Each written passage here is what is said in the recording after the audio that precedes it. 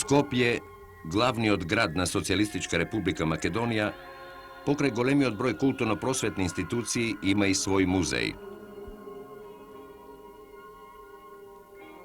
Неговата задача е да ги открива материјалните остатоци од минатото во градот и неговата околина и врз основа на трагите од далечните времиња да го објаснува текот на историскиот развој на животот на ова подрачје.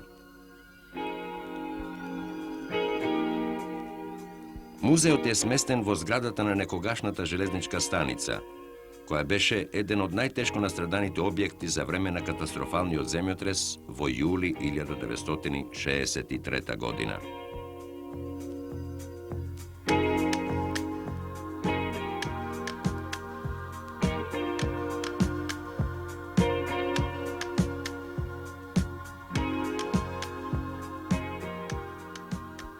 Музеот располага со материјални податоци за постоењето на животот во Скопската котлина, кои датираат уште од пред 5000 години.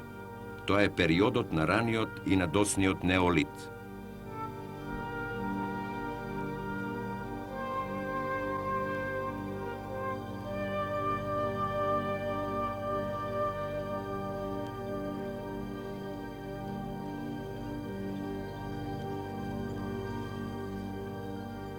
Најсигурни траги од тоа време се откриени кај селото Зелениково, на локалитетот Слатина, при обработка на земјата. Овде, недалеку од текот на Вардар, се пронајдени траги на неолитска населба.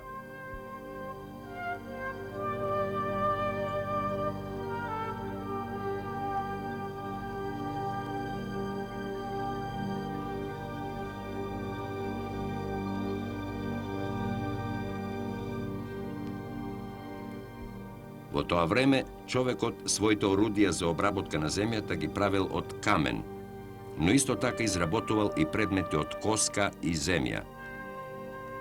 Тоа се предмети за секојдневна употреба: секира, игла, јадица, нож, чинии.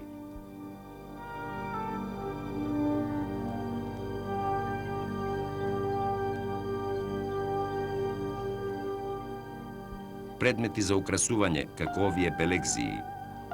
Според нив и според овие прекрасни минијатури од керамика, тој наш прапредок имал потреба да го искажи богатството на својот дух, на своето чувство за убавина.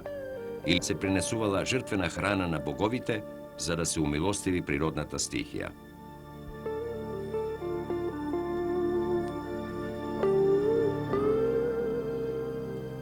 И овие фигурички може би имале иста улога. А може би ги правила некоја мајка за да го израдува своето дете. Впрочем, тоа денес и не е толку важно. Важно е тоа што сите овие предмети од камен, коска, бронза и железо, пронајдени на терените околу Зелениково, Волково, Вучидол, селото Бразда, зборуваат дека животот во оваа котлина постоел уште од пред 5000 години.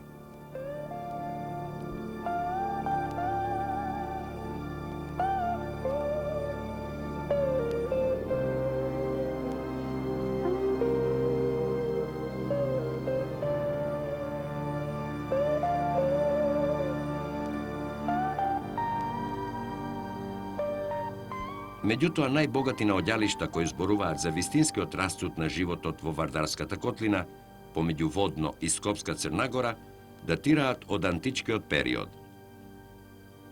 Според археолошките истражувања, кои овде започнале уште пред Втората светска војна, откриени се траги на улици, остатоци од згради, плоштади, базилики, театар.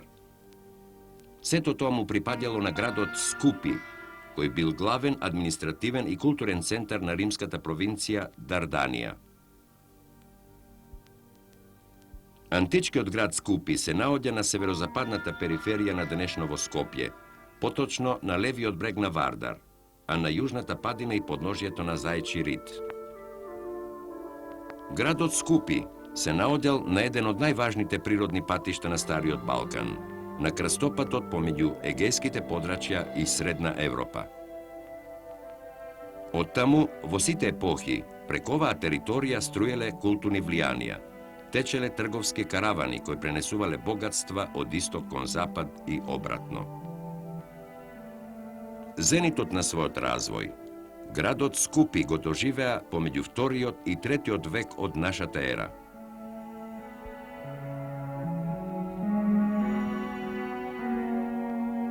Од овој период потекнува базиликата, откриена при копањето на темелите за денешниот старечки дом недалеко од селото Оризари.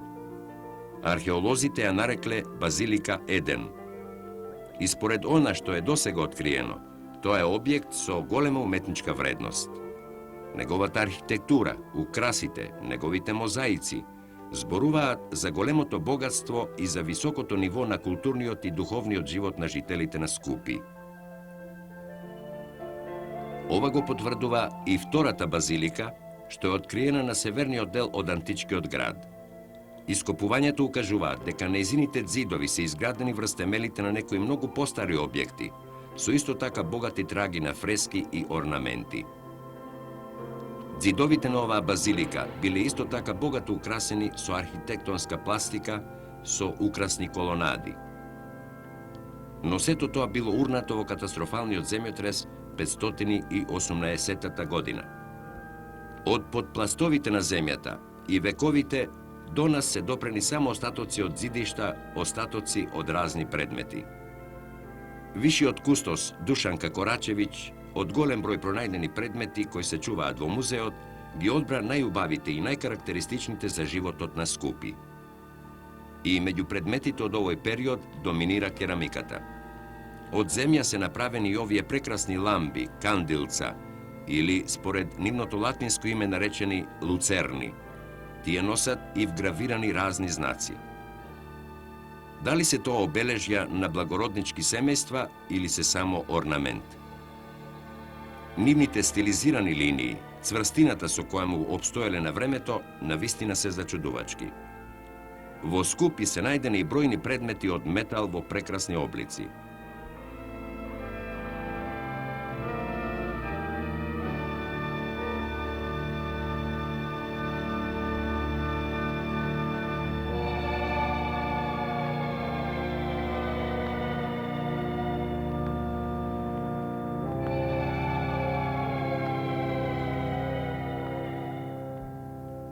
А исто така, во длабините на гробовите и во темелите на куќите се најдени и овие прекрасни стаклени шишенца и вазни. Ова стакло старо скоро 20 века и денес би можело да биде прекрасен украс во најмодерниот амбиент. Сите овие предмети од домашно или странско производство укажуваат на еден навистина висок степен на стандардот и на високото културно ниво на пражителите од подрачјето на денешново Скопје, односно жителите на градот Скупи.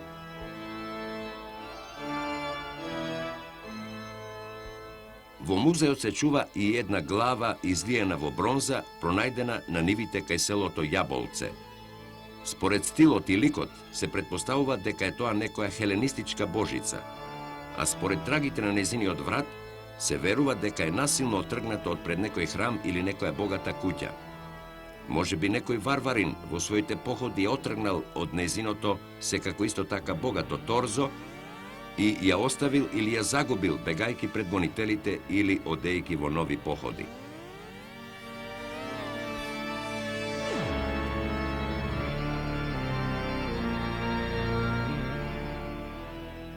Варварските племиња често упаѓале на територијата на оваа широка Вардарска долина. Едни од нив биле и словенските племиња. Одделот на историското одделение на Градскиот музеј во Скопје го изучува токму периодот од доаѓањето на словените до доаѓањето на османлиите. Според досегашните сознанија, Марковите кули или градот Чрнче, чии остатоци се пронајдени на најисточната страна на Водно, над денешнава населба Црниче, е основа за време на Јустинијан I. Градот е изграден на оваа височина од повеќе причини.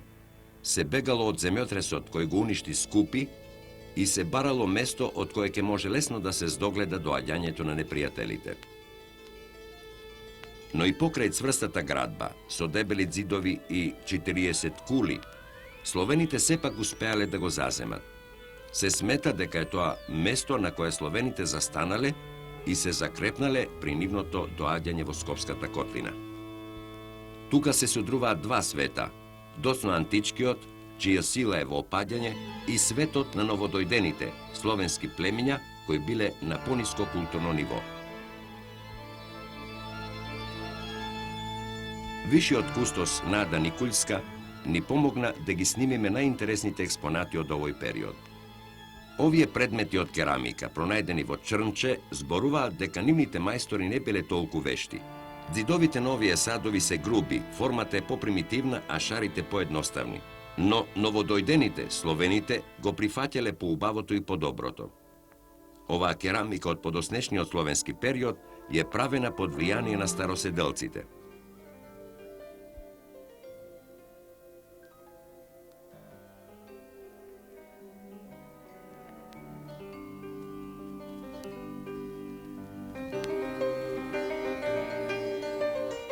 Освен во градот Чрнче, словените се населиле и во рамниот дел од котлината, покрај реката Вардар, а го зазеле и крајниот огранок на Скопска Црнагора, денешно Кале.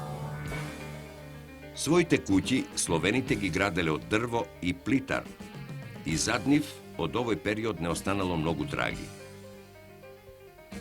Во меѓувреме, внатрешната политичка ситуација на Византија се стабилизира, а бидејќи биле и на повисоко културно и економско ниво, набргу повторно ја заземаат власта и го обновуваат животот.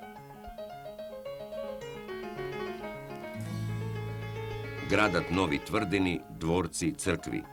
Кале станува византијска војна база, така наречена Тема. Тоа е периодот од втората половина на 9-тиот и раниот 10-ти век. Од тогаш всушност започнува средновековието на Скопје.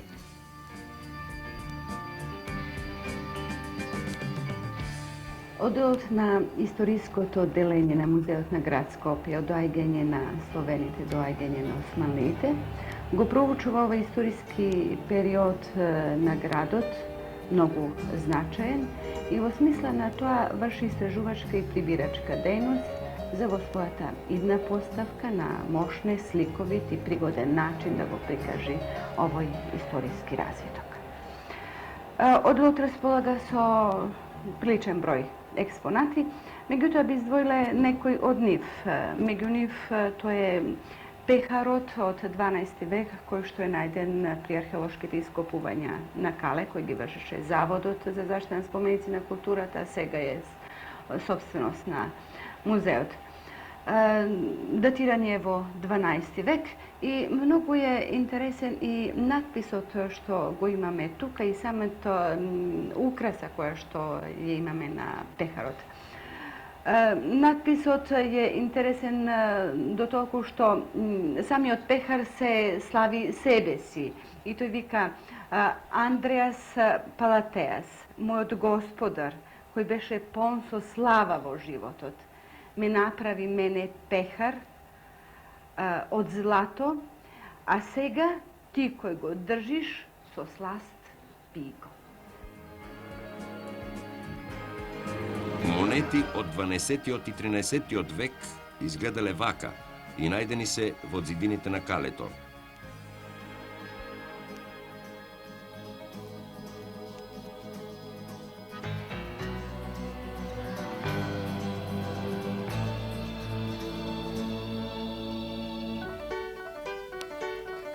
И овие од 14-тиот век. Овие монети што им припаѓале на Волкашин и на син му крали Марко и на српскиот кнез Лазар, најдени во Калето, зборуваат за развиениот промет, но исто така и за зајакнатата економска положба на словенските кнезови и војводи. Тие се почесто се бунтуваат против византиската власт. Познати се исто така и честите напади на други варварски племиња, како хуните, печенезите, бугарите, грците. На крајот, Кале, тоест Скопје, по отфрлањето на византиската власт, станува омилено место за престојот на српските владетели, се до доаѓањето на османлиите во 1391 година.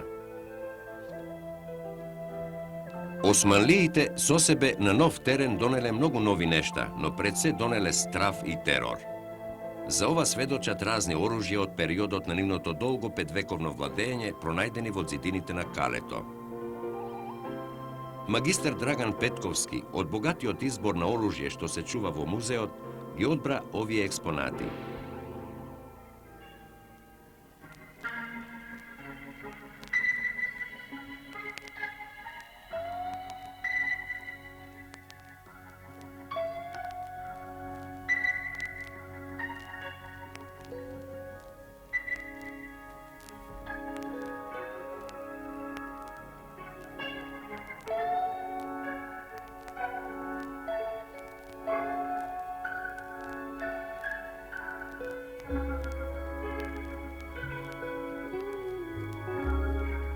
Освен тоа, османлиите во текот на своето долго владење внеле свое влијание во скоро сите домени на животот. Со изучувањето на начинот на живењето на територијата на Скопје, во овој музеј се занимава Олга Арсова, етнолог.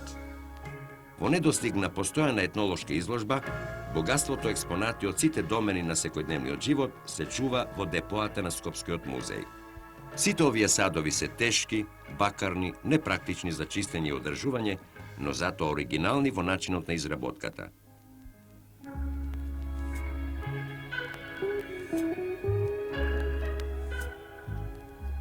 Но и керамиката не се губи. Таа обстојува на влијанијата, задржувајќи ги своите автохтони форми, орнаменти и бои.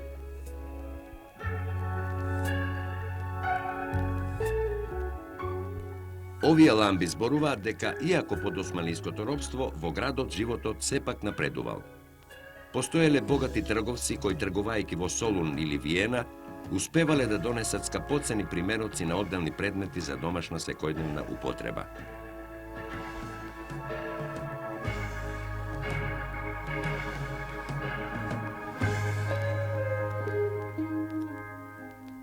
Овој стремеж кон купување ново и убаво особено се одразува на изборот на костимите за жените на трговците и богатите граѓани.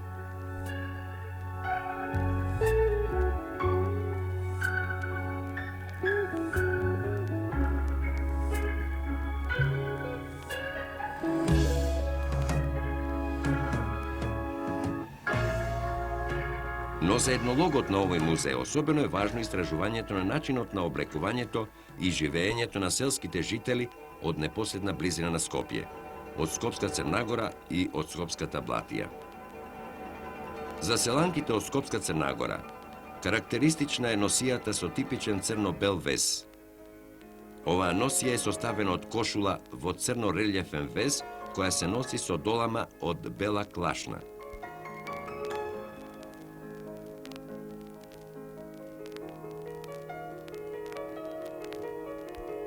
Наместо долама, девојките носат збанче украсено со црни китки. За разлика од носијата на жените од Скопска Црна Гора, жените од селата на Скопска Блатија имаат носија која се состои од кошула везена со разнобојни волнени и сремени конци, звонест елек и ќурдија.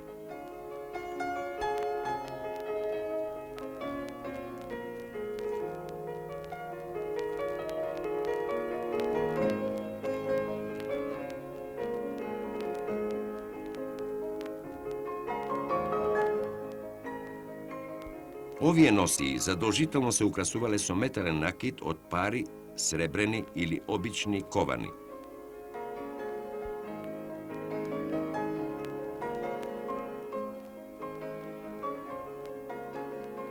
Во поново време, девојките и жените се надпреварувале во умешноста на правењето накид од монистра.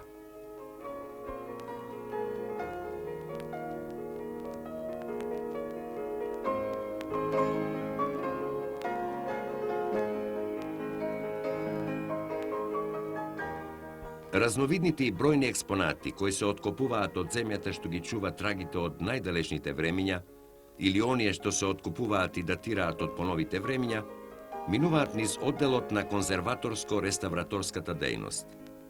Стручњаците од овој оддел, често од само едно парче од некој предмет, успеваат да ја доловат неговата целина и да ни го представат онаков каков што бил во расцутот на својата функција. А одделот за документација сето тоа го евидентира, што овозможува полесен приод на сите експонати и нивното изучување.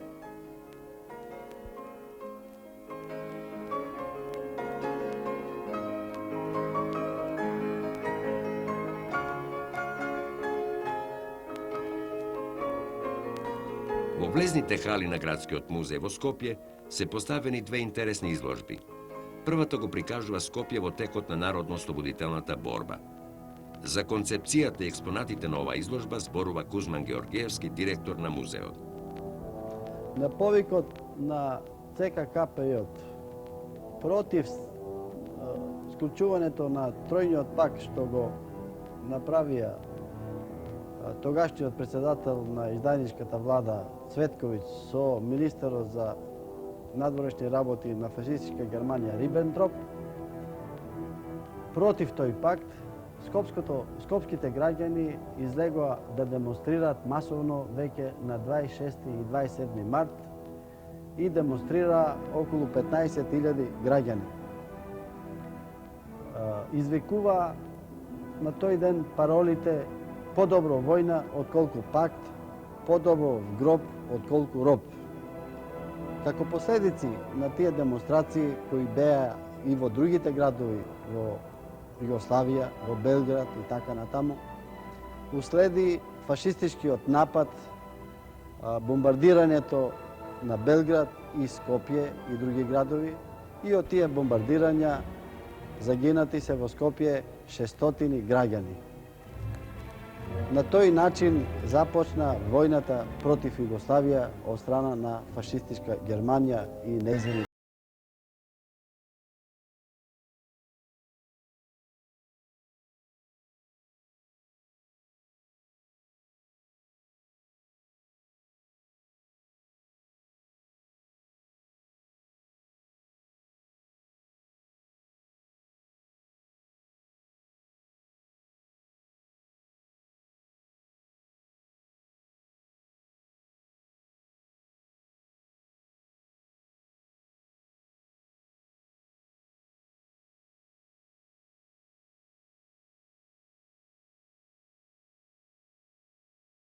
Отпорот на скопските граѓани, формираното на диверзантски групи и првите диверзантски акции. Запалување на авионот, непријателски авион, извршување на диверзии на железниците, во пиротехнички завод во Скопје, рудникот Радуша и други. Ги имаме после тоа во еден краток пресек, тука е дадено сите настани што се случија за време на 4-годишната народно-ослободителна борба. Потоа и борбите за ослободување на Скопје. Имаме оригинални предмети во витрините од диверзантските активности, од илегалната активност по затворите и воопште едно масовно пано за сите загинати и жртви на фашистичкиот терор во Скопје, која како бројка регистрираните се 4760 загинати борци и жртви на фашистичкиот терор во текот на НОБ, представени преку символично за секој загинат борец преку капка крв. На едно посебно пано дадени се да се види и промените на местниот комитет, на партијата и на СКОј. Дадени се само ликовите на секретарите. Во едно пано се дадени делегатите за првото заседание на АСНОМ и првото заседание на АСНОМ, а во една фотографија непосредно по ослободување на Скопје, второто заседание на АСНОМ кој е одржан во слободно Скопје. Во салата пред неја е поставена изложба на паралелни фотографии на покарактеристичните скопски локации, како изгледале некогаш, а како сега.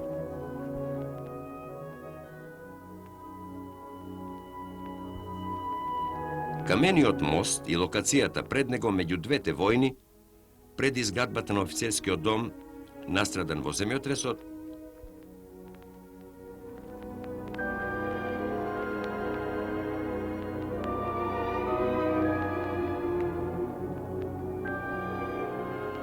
а потоа истото место со домот и банката, исто така урната во земјотресот и истото тоа место денес.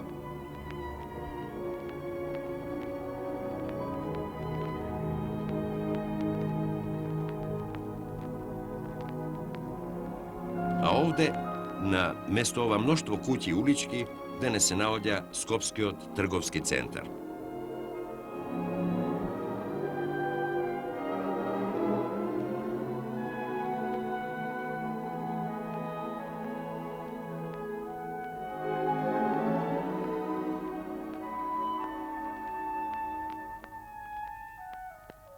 Плоштадот меѓу двете војни и денес.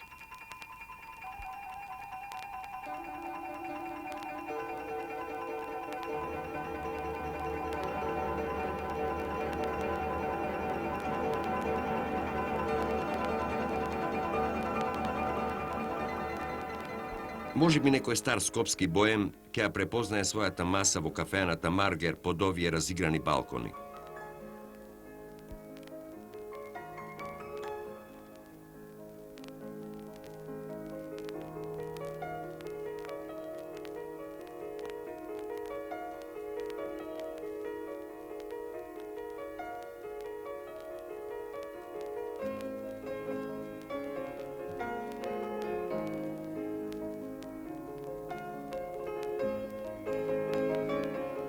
Денес е на тоа место нова кафеана, Метропол, и до неа стоковната куќа.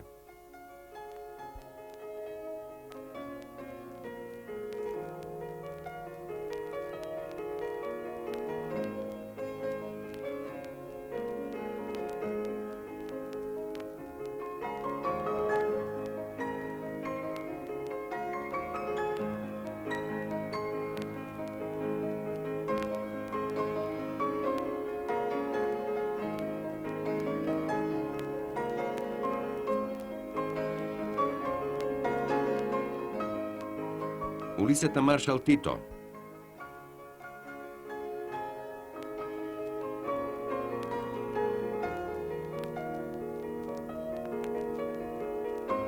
Некогаш пред војната изгледала вака.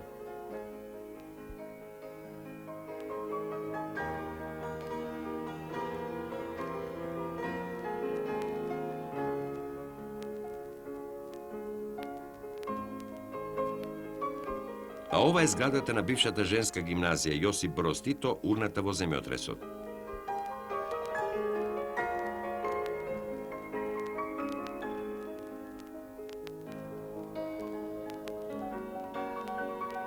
На незиното место денес се издига архитектонската композиција згради на Централниот комитет на Сојузот на комунистите на Македонија.